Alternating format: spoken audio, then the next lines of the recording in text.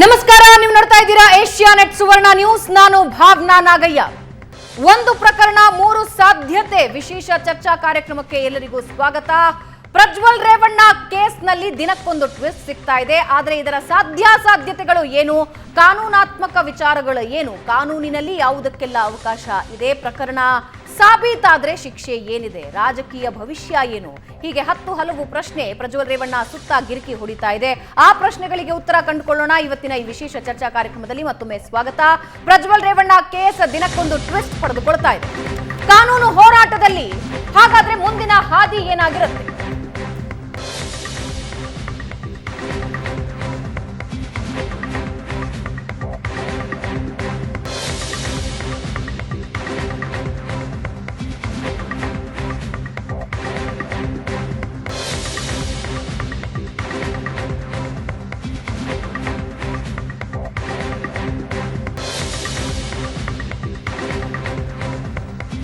ಹೆಚ್ಚು ಸಂತ್ರಸ್ತೆಯರು ಸಾಕ್ಷಿ ಹೇಳಿದ್ರೆ ಪ್ರಕರಣದ ಮೇಲೆ ಆಗುವ ಪರಿಣಾಮ ಏನು? ಪ್ರಜ್ವಲ್ ರಾಜಕೀಯ ಭವಿಷ್ಯ ಅಂತ್ಯ ಆಗತ್ತಾ? ಪರಸ್ಪರ ಸಮ್ಮತಿಯ ಸಂಪರ್ಕ ಅಂದ್ರೆ ಕೇಸ್ ಏನಾಗುತ್ತೆ? ಕೆಲವೇ ಸಂತ್ರಸ್ತೆಯರು ಸಾಕ್ಷಿ ಹೇಳಿದ್ರೆ ಪ್ರಜ್ವಲ್ ಸೇಫ್ ಆಗ್ತಾರಾ? ಪ್ರಜ್ವಲ್ ಪೆನ್ ಡ್ರೈವ್ ಕೇಸ್ ಎಲ್ಲಿಗೆ ಹೋಗಿ ನಿಂತ್ಕೊಳ್ಳುತ್ತೆ? ಪ್ರಜ್ವಲ್ ಯಾವಾಗ ಅರೆಸ್ಟ್ ಆಗ್ತಾರೆ ಅನ್ನೋದ್ರ ಮೇಲೆ ಈ ಕೇಸ್ ಏನಾದ್ರೂ ನಿಂತಿದ್ಯಾ?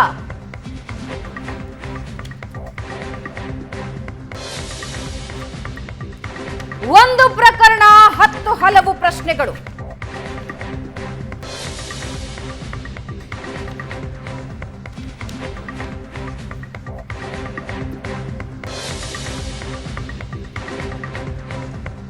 ರೇವಣ್ಣ ಪ್ರಕರಣ ಎಂಟೈರ್ಲಿ ಡಿಫರೆಂಟ್, ಕಿಡ್ನಾಪ್ ಮತ್ತು ಜೀವ ಬೆದರಿಕೆಯ ಪ್ರಕರಣ. ಆದರೆ ಪ್ರಜ್ವಲ್ ಪ್ರಕರಣ ಲೈಂಗಿಕ ದೌರ್ಜನ್ಯ ಪ್ರಕರಣ.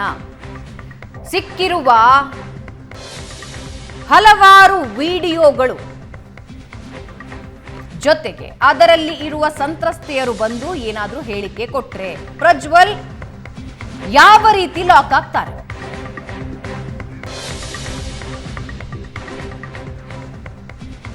ಸಾಧ್ಯತೆಗಳು ಏನಾಗಿರುತ್ತವೆ? ಅತಿ ಹೆಚ್ಚು ಸಂತ್ರಸ್ತೆಯರು ಬಂದು ಸಾಕ್ಷಿ ಹೇಳಿದ್ರೆ ಕಷ್ಟವಾಗತ್ತಾ?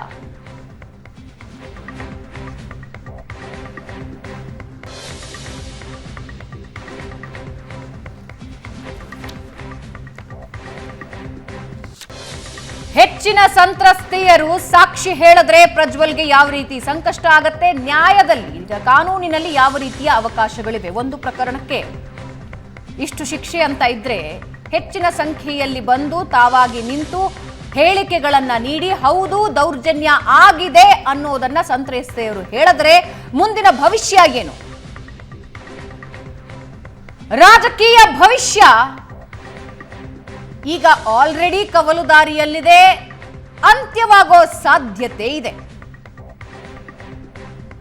ಒಂದು ವೇಳೆ ಪರಸ್ಪರ ಸಮ್ಮತಿಯ ಸಂಪರ್ಕ ಅಂತೇನಾದ್ರೂ ಆದ್ರೆ ಆ ಪ್ರಕರಣ ಕೋರ್ಟಲ್ಲಿ ನಿಲ್ಲೋದಿಲ್ವಾ?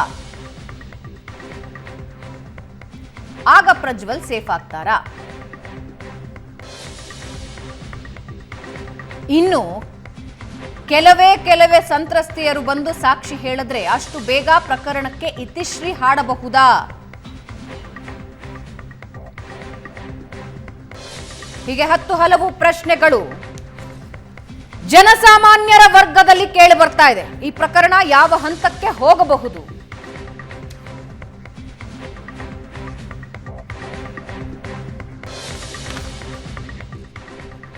ಅಂಡ್ ಇದೊಂದು ಉದಾಹರಣೆಯಾಗೂ ನಿಂತ್ಕೊಳ್ಳುತ್ತೆ.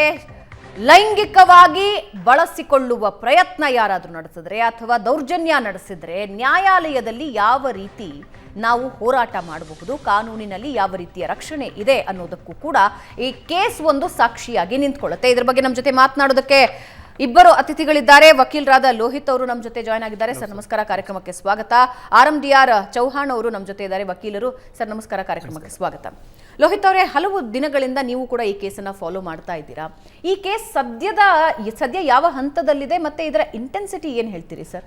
ಈಗ ರೇಪ್ ಕೇಸ್ ಸಂಬಂಧಪಟ್ಟಂತೆ ತನಿಖೆ ನಡೀತಾ ಇದೆ. ವಿಕ್ಟಿಮ್ಗಳು ಸ್ಟೇಟ್ಮೆಂಟ್ ತೊಗೊತಾ ಇದ್ದಾರೆ. ಎಲ್ಲಿವರೆಗೂ ಆರೋಪಿಯನ್ನು ಅರೆಸ್ಟ್ ಮಾಡಲ್ವೋ ಅಲ್ಲಿವರೆಗೂ ತನಿಖೆ ಮುಂದುವರೆದಂಗೆ ಲೆಕ್ಕ ಅಲ್ಲ ಕಾನೂನಲ್ಲಿ. ಯಾಕೆಂದರೆ ಆತನ ಸ್ಟೇಟ್ಮೆಂಟ್, ಆತನ ನಡವಳಿಕೆ, ಆತನ ಹತ್ರ ಇರುವಂಥ ಆರ್ಟಿಕಲ್ಸ್ಗಳನ್ನ ಸೀಸ್ ಮಾಡಬೇಕಾಗುತ್ತೆ. ಒಂದು ಮೊಬೈಲ್ ಇರ್ಬೋದು, ಇವಾಗ ಸಿಕ್ಕಿರೋದೆಲ್ಲ ಪೆನ್ ಡ್ರೈವ್ಗಳು which is copied from the original. Where is the original copies? It is stored in accused number 1 ಯಾರು ಪ್ರಜ್ವಲ್ ರೇವಣ್ಣ ಅವ್ರ ಮೊಬೈಲ್. ಸೊ ತನಿಖೆ ಇನ್ನೇನು ಸ್ಟಾರ್ಟೇ ಆಗಿಲ್ಲ ಅಂತ ಅನ್ಕೋಬೋದು. ಈಗ ಏನಂದರೆ ಹೂವಪ್ಪಗಳು ಅಂದರೆ ವಿಕ್ಟಿಮ್ ಅವರು ಬರ್ತಾ ಇದ್ದಾರೆ, ಹೊಸ FIRಗಳು ಆಗ್ತಿದ್ದಾವೆ, ಅವ್ರ ಸ್ಟೇಟ್ಮೆಂಟ್ಗಳನ್ನ ಕೊಡ್ತಾ ಇದ್ದಾವೆ. ಮೆಡಿಕಲ್ ಟೆಸ್ಟ್ ಆಗಬೇಕಲ್ಲ ಮುಖ್ಯವಾಗಿ ಒಬ್ಬ ಅಕ್ಯೂಸ್ದು, ಅದೇ ನಡೆದಿದೆ. ಸೊ ಒಬ್ಬ MP ಡಿಪ್ಲೊಮೆಟಿಕ್ ಪಾಸ್ಪೋರ್ಟ್ ಮೇಲೆ ಹೊರಗಡೆ ಹೋಗಿರ್ತಾನೆ, ಆತನ್ನು ಕರೆಸ್ಕೊಳ್ಳೋಕ್ಕೋಸ್ಕರ ಇನ್ನೂ ಕೂಡ ಈ ಸರ್ಕಾರದ ಆಗದಿರೋದು ಒಂದು ಕಾರಣ. ಯಾಕಂದರೆ ತನಿಖೆ ಮುಂದೆ ಉರಿತಾ ಇಲ್ಲ. ಸೊ ಇಲ್ಲಿ ನಿನ್ನೆ ರೇವಣ್ಣ ಅವ್ರ ಕೇಸ್ನ ತಾವು ನೋಡ್ಬೋದು. ಎಲ್ಲ ಒಂದು ಕಡೆ SITಯ ಪರವಾಗಿ ಮಾತಾಡ್ತಿರುವಂಥ ವಕೀಲರು ಹೇಳ್ತಾರೆ, ತಂದೆ ಮಗ ಅಪ್ಸ್ಕ್ಯಾಂಡ್ ಆಗಿರೋದ್ರಿಂದ ತಂದೆಗೆ ತಾವು ಜಾಮೀನು ಕೊಡೋಕ್ಕೆ ಸಾಧ್ಯವಿಲ್ಲ ಅಂತ. ಅಂದರೆ ತನಿಖೆ ಎಲ್ಲೂ ಕೂಡ ನಡೆದಿಲ್ಲ ಅನ್ನೋ ಒಂದು ಲೆಕ್ಕ. ಸೊ ಎರಡನೇದು ತಾವು ನೋಡ್ಬೋದು, ಈತನಿಗೆ ಎಷ್ಟು ವರ್ಷ ಶಿಕ್ಷೆ ಬರ್ಬೋದು, ಎಷ್ಟು ಜನ ಸಂತ್ರಸ್ತೆಯರು ಕೂಡ ಆದರೂ ಕೂಡ ಶಿಕ್ಷೆಯ ಪ್ರಮಾಣ ರೇಪ್ ಕೇಸಲ್ಲಿರುವಂಥದ್ದು 14 ವರ್ಷ, 20 ವರ್ಷ ಮತ್ತು 7 ವರ್ಷ, 10 ವರ್ಷ ಅಂತ ಹೇಳಿ. ಆದರೆ ನೀವು ಎಷ್ಟೇ ಜನ ಆದರೂ ಕೂಡ ಅದು ಪ್ರಮಾಣ 20 ವರ್ಷ ಹೋಗಲ್ಲ. ಇದರಲ್ಲಿ ಏನಾಗುತ್ತೆ ಅಂದರೆ ಆ ಶಿಕ್ಷೆಯ ಪ್ರಮಾಣ ಜಾಸ್ತಿ ಆಗಿಲ್ಲ ಅಂದ್ರೂ ಕೂಡ ಈತನ ಮೇಲೆ ಇರುವಂಥ ಒತ್ತಡಗಳು ಜಾಸ್ತಿ ಆಗ್ತವೆ. ಬೇಲ್ ರಿಜೆಕ್ಟ್ ಆಗುವಂಥ ಒತ್ತಡಗಳು ಜಾಸ್ತಿ ಆಗ್ತವೆ. ಶಿಕ್ಷೆಯು 6 ತಿಂಗಳು 8 ತಿಂಗಳು ಸಿಗದೇ ಇರೋವಂಥ ಕೆಲಸಗಳು ಬರ್ತವೆ. ಪ್ರಮಾಣ ಖಂಡಿತವಾಗ್ಲೂ ಶಿಕ್ಷೆಯ ಪ್ರಮಾಣ ಜಾಸ್ತಿ 20 ವರ್ಷ ಆಗೋಂಥ ಸಾಧ್ಯತೆಯೇ ಇಲ್ಲ.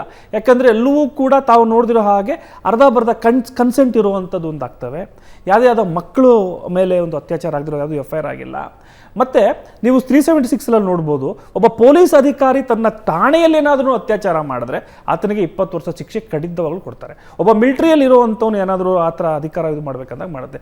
ಹಾಗಾದರೆ ಪ್ರಜ್ವಲ್ ರೇವಣ್ಣ ಅವರಿಗೆ ಯಾವ್ದು ಬರುತ್ತೆ ಅನ್ನೋದು ಮುಖ್ಯವಾದ ಪ್ರಶ್ನೆ. ಅಂದರೆ ಎಲ್ಲೂ ಕೂಡ 376 ಅಲ್ಲಿ ನಾನು ಇದೊಂದೇ ಒಂದು ಹೇಳ್ಬಿಡ್ತೀನಿ. 376 ಅಲ್ಲಿ ಒಬ್ಬ ಚುನಾಯಿತ ಪ್ರತಿನಿಧಿ ಅಂದರೆ MP MLA ಕಾರ್ಪೊರೇಟರ್ ಯಾರೇ ಇರ್ಬೋದು, ಆತ ರೇಪ್ ಮಾಡಿದ್ರೆ ಈ ತರ ಶಿಕ್ಷೆ ಅಂತ ಎಲ್ಲೂ ಕೂಡ 376 ಅಲ್ಲಿ ಇಲ್ಲ, ಡೈರೆಕ್ಟ್ ಆಗಿಲ್ಲ. ಆದ್ರೆ ಏನಿದೆ ಅಂದ್ರೆ ಒಬ್ಬ ಪಬ್ಲಿಕ್ ಸರ್ವೆಂಟ್ ಅನ್ನೋದಿದೆ. ಆ ಪಬ್ಲಿಕ್ ಸರ್ವೆಂಟ್ ನಾವು ಇದಕ್ಕೆ ಅಟ್ರಾಕ್ಟ್ ಮಾಡಿದಾಗ ಇದಕ್ಕೆ ಖಂಡಿತವಾಗ್ಲೂ 14 ವರ್ಷದಿಂದ 16 ವರ್ಷ 20 ವರ್ಷ ಎಲ್ಲೂ ಕೂಡ ಅಟ್ರಾಕ್ಟ್ ಆಗ್ತದೆ. ಆ ರೀತಿಯಲ್ಲಿ ತನಿಖೆ ಆಗ್ತಿದೆಯೋ ಇಲ್ಲ ಅನ್ನೋದು ನಾವು ನೋಡ್ಬೇಕು.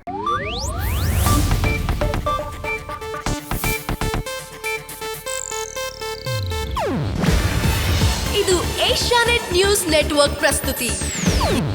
ನೀವು ನೋಡ್ತಿದ್ದೀರಾ ಏಷ್ಯಾನೆಟ್ ಸುವರ್ಣ ನ್ಯೂಸ್.